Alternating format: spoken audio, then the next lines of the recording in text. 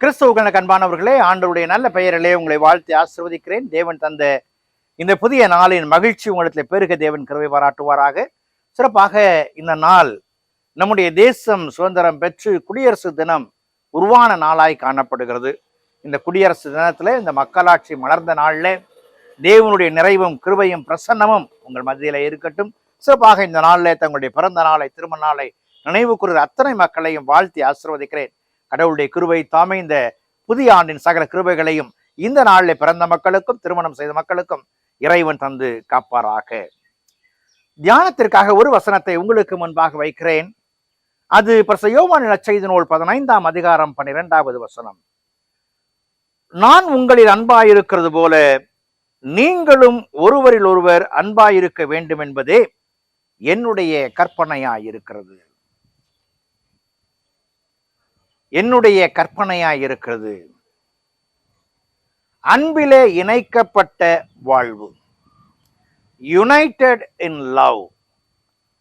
இறைவன் தன் மக்களை பரிபாலனம் செய்யும் பொழுது, அவருடைய வாழ்வு நிலைகளை சீர்தூக்கி பார்க்கும் பொழுது அன்பை மையப்படுத்துகிறார்.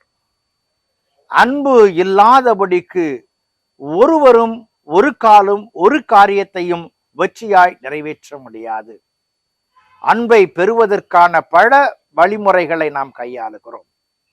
ஆனால் இறைவன் காண்பித்த அன்பை நாம் புரிந்து கொள்ளுவோம் என்று சொன்னால், இறைவனுடைய வழிகளை நாம் கற்று தடம் பதிப்போம் என்று சொன்னால், அதன் விளைவுகளில் நிறைவான நன்மைகளை நாம் பெற முடியும் என்பதை நாம் காண முடிகிறது.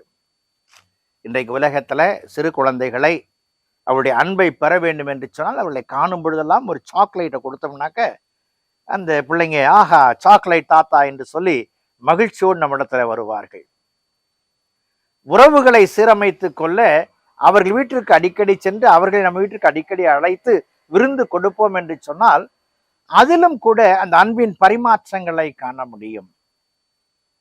எப்போதோ எங்கோ பார்த்த மக்களை வழியிலே பார்க்கும் பொழுது ஒரு சிறிய புன்முறுவலை கொடுப்போம் என்று சொன்னால், அது ஒரு அன்பின் வெளிப்பாடாக அது காணப்படும்.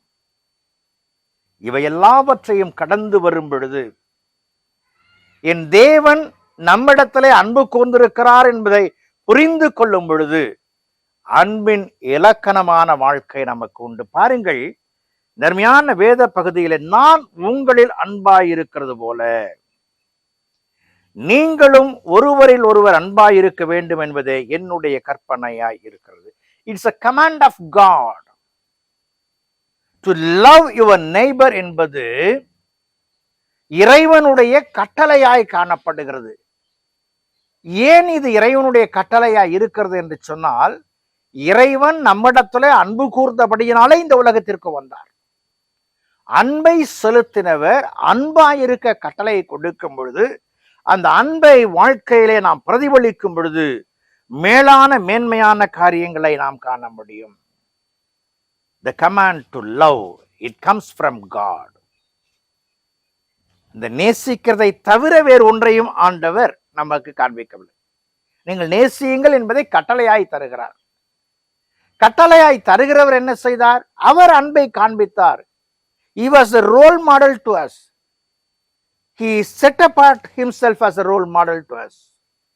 என் ஆண்டவர் தன்னை அன்பின் அடையாளமாக உருவப்படுத்துகிறார். யோவான் நற்செய்தி 3ஆம் அதிகாரம் 16வது வசனத்துல அவர் அன்பு கூர்ந்த விதமே நாம் கெட்டு போகாமல் இருப்பதற்காக. அப்போ he was exercise the love. He asking us to exercise the same love to our neighbors. நம்முடைய அருகிலே இருக்கிற மக்களிடத்துல அதே அன்பை வெளிக்காட்ட வேண்டும் என்று விரும்புகிறார். ஏன் இந்த அன்பை வெளிக்காட்ட வேண்டும்? What is the importance of love என்று சொன்னால், அன்பு ஒரு ஐக்கியத்தை கொண்டு வருகிறது. அன்பு ஒரு புரிதலை கொண்டு வருகிறது. அன்பு ஒரு உறவை கொண்டு வருகிறது.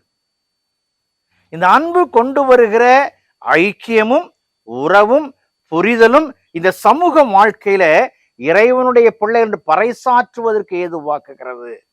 அன்புக்குரிய விசுவாச கூட்டத்தாரே, இந்த நாளின் தியானத்திலே நாம் கலந்து கொள்ளும் பொழுது, இந்த சிந்தனையை நாம் சிந்திக்கும் பொழுது, என் ஆண்டவர் நம்மை அன்பிலே இணைக்க விரும்புகிறார். அந்த அன்புக்கு நாம் நம்மை அர்ப்பணித்து இறைவன் தந்த கட்டளையை ஏற்று அதிலே புதிய உறவை கொண்டு வாழ முற்படும் பொழுது இறையருள் நம்மை தாங்கி ஆசிர்வதிக்கும் என்பதில் எந்த மாற்றங்களும் இல்லை. அந்த கிருபைகளை தேவன் கொடுத்து நம்மை தாங்குவாராக. ஜெபம் செய்வோம். பரிசுத்தமும் கிருபையும் நிறைந்த நல்ல ஆண்டவரே, இந்த நாளுக்காய் இந்த வேளைக்காய் நன்றியோடு துதிக்கிறோம், ஸ்தோத்திரிக்கிறோம். நீர் எங்களை உம்முடைய சாயலை படைத்து உம்முடைய அன்பை எங்களிலே தந்திருக்கிறீர். அதை நாங்கள் பிரதிபலிக்க உதவி செய்யும். அன்புக்காய் ஏங்கி நிற்கிற மக்களை ஆசீர்வதியும் சாமி. இந்த நாளிலே தங்களுடைய பிறந்த நாள், திருமண நாளை நினைவுக்குற மக்களை தேவன் தாமே ஆசீர்வதித்து உம்முடைய அருளால் கிருபையால் நிரப்பி காத்துக்கொள்ளும். துதிகன மகிமை யாவையும் எடுக்கிறோம் எங்கள் ஜீவனுள்ள பிதாவே, ஆமேன்.